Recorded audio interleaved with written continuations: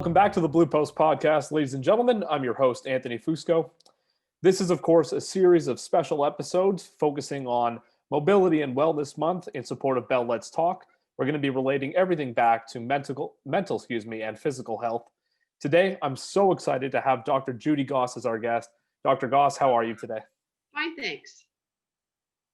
Thank you so much for joining me. I'm going to just get right into it right now. I've been really excited about this interview for a long time. So, can you talk to me a little bit about yourself and how you found yourself getting into the field that you're in right now, and just give a little background on that? Well, I was an athlete way back when, as we might say. And I think I really kind of was interested or started to notice how different coaches impacted me in different ways. My performance, my attitude, my motivation. So that became of interest to me. And I was always interested in sports. So it kind of was a natural progression to move into sports psychology. No, and that's fantastic. And just to deviate for a second, can you tell me what some of the messages that maybe your coaches in the past have told you that maybe have stuck with you to this day? Well, I guess as I was growing up, I was lucky to have some really good coaches, and just really instilled in me the personal desire and motivation to get better and to master skills.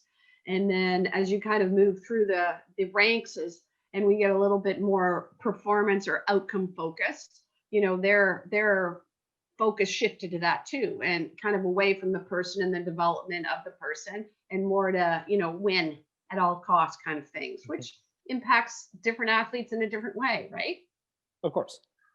So, what would make an athlete seek out a sports psychologist? Well, I think they come for a variety of different reasons. I am a mental performance consultant. So I'm someone that's trained in sport and sports psychology, whereas a sports psychologist is really trained in and licensed in psychology.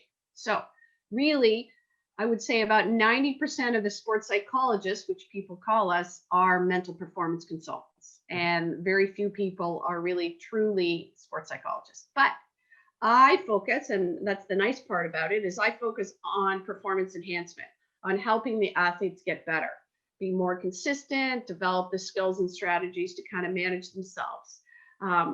So I guess I would say most of the time I get called when there's a problem, which is kind of discouraging. Of course. Because I'd like to think, I always kind of put it towards like strength and conditioning. You want to build stuff as opposed to wait till there's a problem, right? But that's okay. I don't mind. I mean, certainly I work with some national sport organizations, and that is certainly much more proactive, as we'd say. But it's really to help the athletes perform better. So, going off of obviously, you were saying sometimes you get called when there's a problem. Can you give me an example of what that would look like? Well, it's generally, I would say generally it's a performance problem, right? That someone's not performing to the best of their ability, like they're good trainers, but then in the games or the competition, they just don't show up. There could be some, there should be a communication issue. There could be an outside issue with a parent or family, that kind of stuff. It really depends. But I think we have to realize that, athletes are humans too. And so they have all that life stuff going on, which I think we all are understanding in COVID, that there's lots of things that are going to impact our ability to perform. And how would you get an athlete to open up and be vulnerable about a potential problem that they're having? Well, I think the relationship that you develop with an athlete is really paramount. So being able to provide a safe spot where they feel they can speak and they can be heard, and that their feelings and thoughts are acknowledged, and showing some empathy towards them is critical. And I try to be honest with them, and depending on the age, some people are more than willing to tell you everything, and other people are not. But I think that the one thing that at least helps them to provide the information, or to tell you the things that you need to hear, is their desire to want to get better. What about are there issues different between male athletes and female athletes and the things that they go through? Not really. Not really. I would say that I probably work with more males than I do females, only just because of the sports that I work with. But no, no difference. And now that's going to follow into my next question. What about younger athletes compared to older athletes? Well, and I'm just talking in general, right? Mhm. But generally, younger athletes struggle with performance because their skills are not well learned. So, just like, when you're starting to learn a new skill and then you put it under stress and pressure, obviously it's more difficult to execute. It's more inconsistent, those kinds of things. So, that can be based on, being too anxious, getting distracted, not having enough confidence. It can be, around the same kind of issues as the older players have, but younger athletes, it's really more about getting nervous and not being able to manage that activation or that nervousness so that it doesn't impede or impair your performance. For older athletes, they have the physical skills. Like anybody that's, playing junior A hockey or whatever, I'm not going to tell them how to skate. Like they know how to do those things, right? But it's being able to execute it on a consistent level, bring the energy, the focus, the intensity that they need to bring. You've got life issues, you've got communication issues, you've got, politics that enter into any sport and that kind of stuff. So those issues kind of might be a little bit more complicated. Does the level of sport change how you would approach speaking to an athlete? Not really, because I got to find out where they're at, what they feel the issue is, what they've tried to do, what the support they have around them. So my kind of, as I'd say, questioning around them is still, probing to try to find out what's going on. So it doesn't matter how old you are. Oh, that's good. Actually, it's very insightful. So I'm going to ask you to go a different way on this one. What are some things that maybe me, as just the average person, can do, maybe physically or mentally, just at the start of the day to be put into a good mindset, in your opinion? Well, I think one thing that's really important is to kind of, as we might say, build a routine.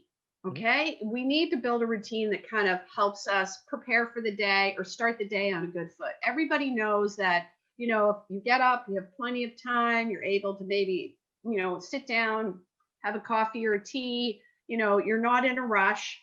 You can gather your whatever you need to go wherever you're going, and you're not stressed about it. It usually does set you off in a little bit of a better way. And it's interesting, for some athletes I've certainly worked with, like, swimmers, for example, they have to get up at like 5, 30, 5:15 in the morning. And they try to cut that time down. So they get up with just a little bit of time, right? They rush to the pool. And, when they rush to the pool and they have to jump right in to training, some of them aren't really ready. And so, a simple little thing is, well, get up 10 minutes earlier. And they're like, oh, 10 minutes, that's a big deal, Judy. And I'm like, well, what about if you went to bed 10 minutes, earlier? Would that make a difference? No. I said, well, 10 minutes really doesn't make a difference, right? Either way. So try to set yourself up for success, right? For me, just knowing what goes on in my life, I try to make sure that I don't generally set meetings before 10 o'clock in the morning. Now, Mhm. I certainly do have some 9 or 9:30 or even 8:30, but just normally, if I have my choice, it's going to be after 10 because that allows me to go for my run, take care of the dog, get the kids organized, do a couple emails, sit, have my coffee, watch, I don't know, whatever Good Morning America on TV or whatever it may be, so that I feel that I'm organized and prepared. So that really does make a difference. What does a normal 9 to 5 look like for you? Or is it changing and different every day? Well, before COVID, Yeah, I and used to yeah, we'll have to go I used before and to after. spend a lot of my time, especially in the morning, going to a venue, whether it be a rink, a pool, a gym, and seeing athletes and coaches. And then, later on, depending on what the day would unfold, phone calls,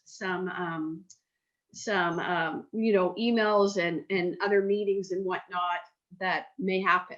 And for younger athletes that, are attending school and then probably have training, I certainly used to see some of them, at 7 o'clock at night, I might have a session with an athlete. So Mhm.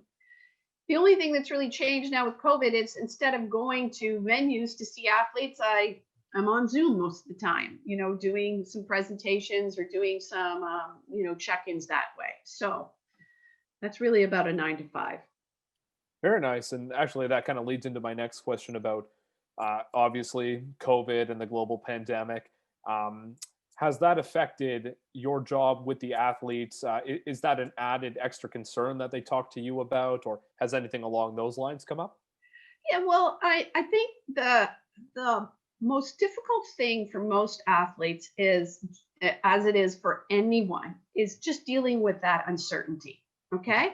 So, when's the next competition going to be? Is my training, going to be interrupted? It's all those uncertainty questions. However, as I say this to athletes, you're used to dealing with uncertainty. How are you going to do in a competition? Are you going to get any ice time? Like, those things are still uncertain for you. So we need to kind of really, as we'd say, check those expectations. There's still things that every athlete can do, whether you're competing or not competing, that's going to move you forward. And that's probably the biggest thing we have to deal with. And this is a first time thing. Hmm. We've never been through a pandemic. As I was saying to some athletes, as we were preparing for Tokyo 2020, when I would talk to them and we get ready to prepare for the Olympics, I never once talked about a global pandemic. I never thought that was a possibility, right? People in your family, unfortunately passing away before an Olympics or even during Olympics always happens to someone, right? There's always some injury. There's all these kinds of things that we plan and we prepare for. The heat, we're all planning and preparing for the heat. This is something different. And you know what? We're not going to be perfect at managing it or planning for it or knowing what we need to do. So that's a real important thing, to know that we're going to make mistakes and, to know that it's going to be challenging. The other thing that I think is really important to acknowledge is that everyone has experienced some kind of loss, right? And it's really just a loss of what you normally do, or a loss of freedom in terms of, I can just go to Starbucks and go in and get my coffee and sit down and, look at my phone. You can't do that. I can go to the gym. I can't go to the gym anymore, right? So it's a normal response to have some emotions about any kind of loss, right? Negative emotions, feeling, uncertain about things or stressed by it. That's not unusual. So certainly for athletes, it's been, a little bit of this kind of stuff, Hmm. which is normal. As little time off didn't harm anybody at the very beginning, right? I Of think course. in our culture of no off season in any sport, I think that I was like, just let them relax to a lot of coaches. And I think that was beneficial for a lot of young athletes to be able to, kind of recover, as we'd say, even grow, because that's one thing you do when you're not training as hard as you do, right? So those kinds of things. But, I think we also have to be able to build our awareness of what we can do. Everybody has a different perspective. For example, I'm used to setting my own schedule. COVID just continues to allow me to set my own schedule. For someone who has worked from home and hasn't worked from home, it's very different. Mhm. So we have to kind of realize that, there's certain things I need to do. I've noticed some people or administrators or whatnot in sport organizations, they wake up at 7 and the first thing they do is they check their email, and it's like noon before they've even done anything. I mean, in terms of taking a break, preparing for the day, they just dive right into it. And that's overwhelming, right? Mm. Similar to people who have kids and that are learning online at home, which are young. I can't even imagine how challenging and difficult. Especially right now, yeah. So, so we're all doing hard things. We're all struggling to kind of manage. And I think we have to kind of, have realistic expectations about how good we're going to be at that, right? First time, you learn to ride a bike, you weren't very good at it. So why should the first time you start to, work from home and not have any social interaction or connection for a while, be good at it. So I think we really have to check those expectations. Oh, that's a wonderful. Actually,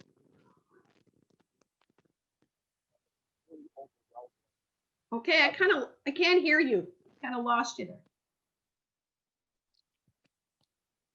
sorry, the headphones go in and out time and time again, but let me start that one again for you. So I thought you gave a wonderful answer, and it kind of led me to thinking, is the go-to piece of advice then for an athlete or somebody that's really overwhelmed right now with everything going on, just to set realistic expectations and goals? Yes, I think setting goals that are, really within your control, right? Things that you can really impact, really is important. And, there's a simple acronym that I always give athletes, because sometimes, we think about, winning the game or some kind of outcome, which we don't have complete control over. So let's bring it back to what you do have control over. And I use the acronym APE. Everybody knows APE, Mhm. like a monkey. We have control over our attitude, our Mhm. preparation, and our effort. So those are the three things. The mindset you bring to whatever you're doing, whether it be sport or anything, your preparation in terms of, sleep and, hydration and fueling of the body and just your warm up, all those kinds of things. And then your effort. Sometimes I know it doesn't feel like we have control over our effort, Mhm. but we actually do have control over our effort. Very nice. What would you say is the most rewarding part of your job, and what would be the hardest part of your job? A bit of a two-part question for you. Well, I think, working with athletes, they are so generally positive, goal oriented, dedicated souls, right? Mhm. So being able to help them, um, is always rewarding because they usually want help and they're ready and willing to apply it and try it. So it is really fun seeing them progress and learn and grow that way. Mhm. And I guess the hardest thing, is that I don't have control over everything either, right? All right. They may be in a situation where it's with a coach or a team where it's not good, and I don't have control over that. So you want to have an impact, and you're kind of um, held back, and that's always hard. And one final question before I wrap everything up with you.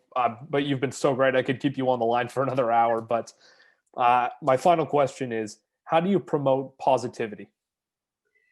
I think you have to really model it. I mean, it really makes a difference. We talk about emotions as being contagious, and we think we have to take action, right? You have to do things. So the more that you as a person model it and kind of do things that help you to be positive, the greater positivity you will have, and you will share. That's one thing that I always say, to athletes when they're really not good at speaking positively to themselves, right? Sometimes our self-talk is not great. I Mhm. always say encourage others. You can encourage your teammate. What do they generally do? They encourage you back, right? When you speak positively, other people speak positively. So that's one thing that's probably most important.